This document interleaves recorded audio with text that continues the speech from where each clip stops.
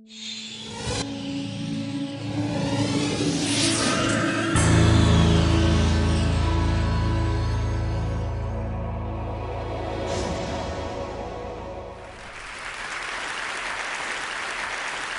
a storyteller. That's what I do in life, telling stories, writing novels. And today I would like to tell you a few stories about the art of storytelling, and also some supernatural creatures called the jinni. But before I go there, please allow me to share with you glimpses of my personal story. I will do so with the help of words, of course, but also a geometrical shape, the circle. So throughout my talk, you will come across several circles. I was born in Strasbourg, France, to Turkish parents. Shortly after, my parents got separated, and I came to Turkey with my mom. From then on, I was raised as a single child by a single mother. Now, in the early 1970s, in Ankara, that was a bit unusual. Our neighborhood was full of large families where fathers were the heads of households. So I grew up seeing my mother as a divorcee in a patriarchal environment. In fact, I grew up observing two different kinds of womanhood. On the one hand was my mother, a well-educated, secular, modern, westernized Turkish woman. On the other hand was my grandmother, who also took care of me and was more spiritual, less educated, and definitely less rational. This was a woman who read coffee grounds to see the future and melted lead into mysterious shapes to fend off the evil eye. Many people visited my grandmother, people with severe acne on their faces or warts on their hands. Each time, my grandmother would utter some words in Arabic, take a red apple, and stab it with as many rose thorns as the number of warts she wanted to remove. Then, one by one, she would encircle these thorns with dark ink. A week later, the patient would come back for a follow-up examination. Now, I'm aware that I should not be saying such things in front of an audience of scholars and scientists, but the truth is, of all the people who visited my grandmother for their skin conditions, I did not see anyone go back unhappy or unhealed. I asked her how she did this. Was it the power of praying? In response, she said, yes, praying is effective, but also beware of the power of circles. From her, I learned, amongst many other things, one very precious lesson, that if you want to destroy something in this life, be it an acne, a blemish, or the human soul, all you need to do is to surround it with thick walls. It will dry up inside. Now, we all live in some kind of a social and cultural circle. We all do. We're born into a certain family, nation, class. But if we have no connection whatsoever with the worlds beyond the one we take for granted, then we too run the risk of drying up inside. Our imagination might shrink, our hearts might dwindle, and our humanness might wither if we stay for too long inside our cultural cocoons.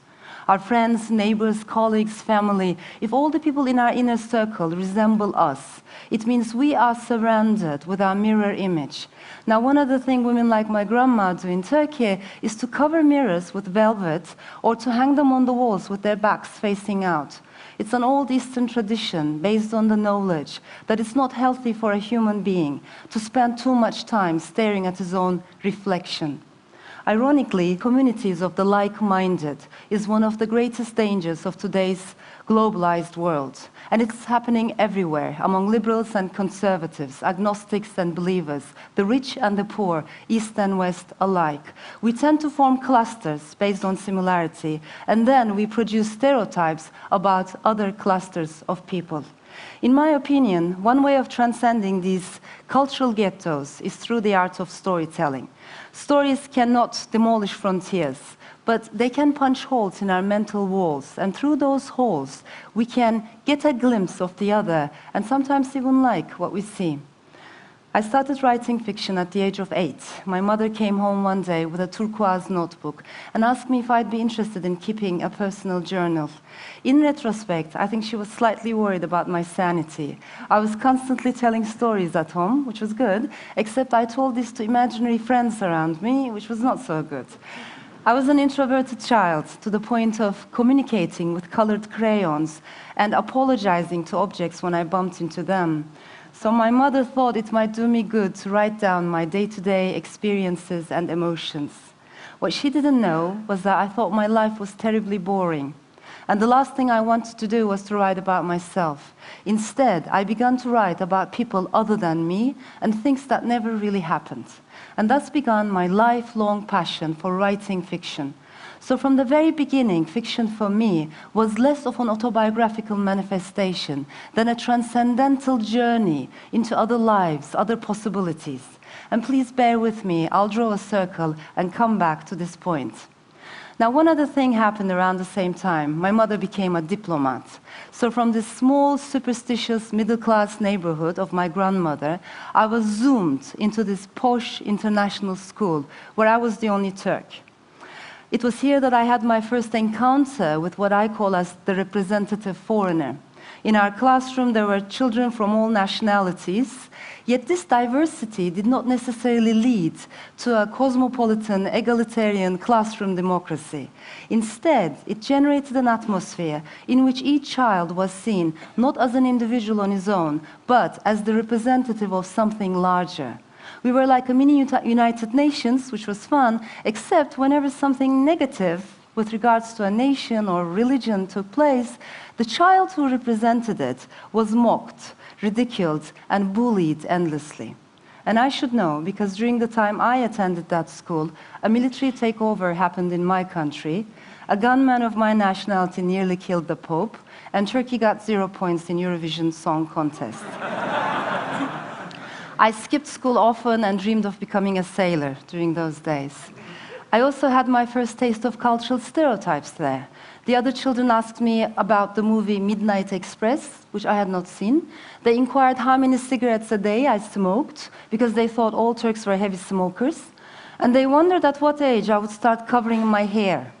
I came to learn that these were the 3 main stereotypes about my country: politics, cigarettes, and the veil. After Spain, we went to Jordan, Germany, and Ankara again. Everywhere I went, I felt like my imagination was the only suitcase I could take with me. Stories gave me a sense of center, continuity, and coherence, the 3 big C's that I otherwise lacked.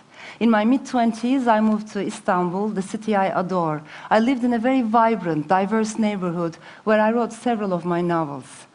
I was in Istanbul when the earthquake hit in 1999. When I ran out of the building at 3 in the morning, I saw something that stopped me in my tracks. There was the local grocer there, a grumpy old man who didn't sell alcohol and didn't speak to marginals. He was sitting next to a transvestite with long black wig and mascara running down her cheeks.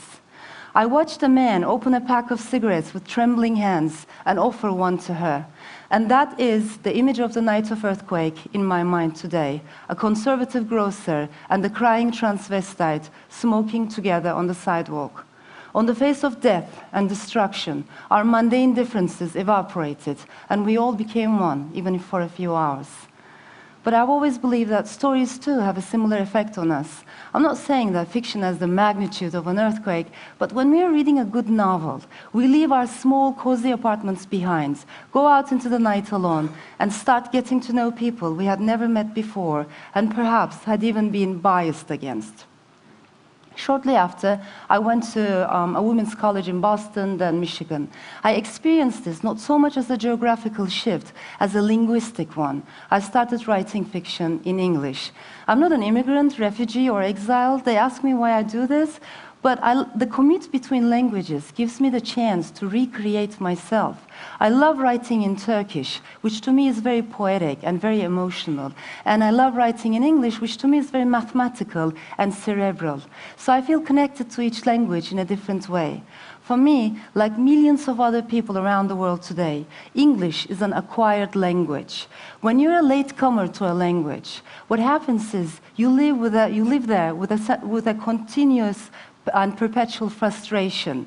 As latecomers, we always want to say more, crack better jokes, say better things, but we end up saying less, because there's a gap between the mind and the tongue. And that gap is very intimidating. But if we manage not to be frightened by it, it's also stimulating. And this is what I discovered in Boston, that frustration was very stimulating. At this stage, my grandmother, who had been watching the course of my life with increasing anxiety, started to include in her daily prayers that I urgently get married so that I could settle down once and for all. And because God loves her, I did get married. But instead of settling down, I went to Arizona. And since my husband is in Istanbul, I started commuting between Arizona and Istanbul, the two places on the surface of Earth that couldn't be more different. I guess one part of me has always been a nomad, physically and spiritually. Stories accompany me, keeping my pieces and memories together like an existential glue.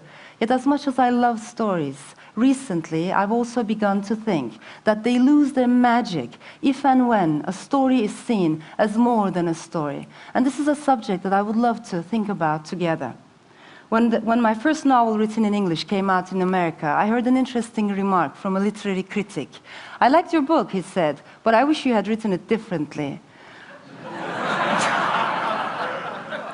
I asked him what he meant by that. He said, "Well, look at it. There's so many Spanish, American, Hispanic characters in it, but there's only one Turkish character, and it's a man." Now, the novel took place on a university campus in Boston, so to me it was normal that there be more international characters in it than Turkish characters. But I understood what my critic was looking for, and I also understood that I would keep disappointing him. He wanted to see the manifestation of my identity. He was looking for a Turkish woman in the book because I happen to be one. We often talk about how stories change the world, but we should also see how the world of identity politics affects the way stories are being circulated, read, and reviewed. Many authors feel this pressure, but non-Western authors feel it more heavily. If you're a woman writer from the Muslim world, like me, then you are expected to write the stories of Muslim women, and preferably the unhappy stories of unhappy Muslim women. You're expected to write informative, poignant, and characteristic stories, and leave the experimental and avant-garde to your Western colleagues. What I experienced as a child in that school in Madrid is happening in the literary world today. Writers are not seen as creative individuals on their own, but as the representatives of their respective cultures. A few authors from China, a few from Turkey, a few from Nigeria. We're all thought to have something very distinctive, if not peculiar. The writer and commuter James Baldwin gave an interview in 1984 in which he was repeatedly asked about his homosexuality. When the interviewer tried to pigeonhole him as a gay writer, Baldwin stopped and said, "But don't you see, there's nothing in me that is not in everybody else, and nothing in everybody else that is not in me." When identity politics tries to put labels on us, it is our freedom of imagination that is in danger. There's a fuzzy category called multicultural literature in which all authors from outside the Western world are lumped together. I never forget my first multicultural reading in Harvard Square about 10 years ago. We were 3 writers, one from the Philippines, one Turkish, and one Indonesian. Like a joke, you know? And the reason why we were brought together was not because we shared an artistic style or a literary taste, it was only because of our passports. Multicultural writers are expected to tell real stories, not so much the imaginary. Her function is attributed to fiction. In this way, not only the writers themselves, but also their fictional characters become the representatives of something larger. But I must quickly add that this tendency to see a story as more than a story does not solely come from the West. It comes from everywhere. And I experienced this firsthand when I was put on trial in 2005 for the words my fictional characters uttered in a novel. I had intended to write a constructive, multi-layered novel about an Armenian and a Turkish family through the eyes of women. My micro-story became a macro issue when I was prosecuted. Some people criticized, others praised me for writing about the Turkish-Armenian conflict, but there were times when I wanted to remind both sides that this was fiction. It was just a story. And when I say just a story, I'm not trying to belittle my work. I want to love and celebrate fiction for what it is, not as a means to an end. Writers are entitled to their political opinions, and there are good political novels out there, but the language of fiction is not the language of daily politics. Chekhov said the solution to a problem and the correct way of posing the question were two completely separate things. And only the latter is an artist's responsibility. Identity politics divides us. Fiction connects. One is interested in sweeping generalizations, the other in nuances. One draws boundaries, the other recognizes no frontiers. Identity politics is made of solid bricks. Fiction is flowing water. In the Ottoman times, there were itinerant storytellers called meddah. They would go to coffee houses where they would tell a story in front of an audience, often improvising. With each new person in the story, the meddah would change his voice, impersonating that character. Everybody could go and listen, you know? Ordinary people, even the sultan, Muslims and non-Muslims. Stories cut across all boundaries. Like the tales of Nasreddin Hoja, which were very popular throughout the Middle East, North Africa, the Balkans, and Asia. Today, stories continue to transcend borders. When Palestinian and Israeli politicians talk, they usually don't listen to each other. But a Palestinian reader still reads a novel by a Jewish author, and vice versa, connecting and empathizing with the narrator. Literature has to take us beyond. If it cannot take us there, it is not good literature. Books have saved the introverted, timid child that I once was, but I'm also aware of the danger of fetishizing them. When the poet and mystic Rumi met his spiritual companion, Shams of Tabriz, one of the first things the latter did was to toss Rumi's books into water and watch the letters dissolve. The Sufis say, knowledge that takes you not beyond yourself is far worse than ignorance. The problem with today's cultural ghettos is not lack of knowledge. We know a lot about each other, or so we think, but knowledge that takes us not beyond ourselves, it makes us elitist, distant, and disconnected. There's a metaphor which I love, living like a drawing compass. As you know, one leg of the compass is static, rooted in a place. Meanwhile, the other leg draws a wide circle, constantly moving. Like that, my fiction as well, one part of it is rooted in Istanbul with strong Turkish roots, but the other part travels the world, connecting to different cultures. In that sense, I like to think of my fiction as both local and universal, both from here and everywhere. Now, those of you who have been to Istanbul have probably seen Topkapı Palace, which was the residence of Ottoman sultans for more than 400 years. In the palace, just outside the quarters of the favorite concubines, there's an area called the Gathering Place of the Jinn. It's between buildings. I'm intrigued by this concept. We usually distrust those areas that fall in between things. We see them as the domain of supernatural creatures, like the jinn, who are made of smokeless fire and are the symbol of elusiveness. But my point is, perhaps that elusive mid-space is what writers and artists need most. When I write fiction, I cherish elusiveness and changeability. I like not knowing what will happen 10 pages later. I like it when my characters surprise me. I might write about a Muslim woman in one novel, and perhaps it will be a very happy story. And in my next book, I might write about a handsome gay professor in Norway. As long as it comes from our hearts, we can write about anything and everything. Audre Lorde once said, "The White Fathers taught us to say, 'I think, therefore I am.' She suggested, 'I feel, therefore I am free.'" I think it was a wonderful paradigm shift. And yet, why is it that in creative writing courses today, the very first thing we teach students is, write what you know? Perhaps that's not the right way to start at all. Imaginative literature is not necessarily about writing who we are, or what we know, or what our identity is about. We should teach young people and ourselves to expand our hearts and write what we can feel. We should get out of our cultural ghetto and go visit the next one and the next. In the end, stories move like whirling dervishes, drawing circles beyond circles. They connect all humanity, regardless of identity politics, and that is the good news. And I would like to finish with an old Sufi poem. Come, let us be friends for once. Let us make life easy on us. Let us be lovers and loved ones. The earth shall be left to no one. Thank you.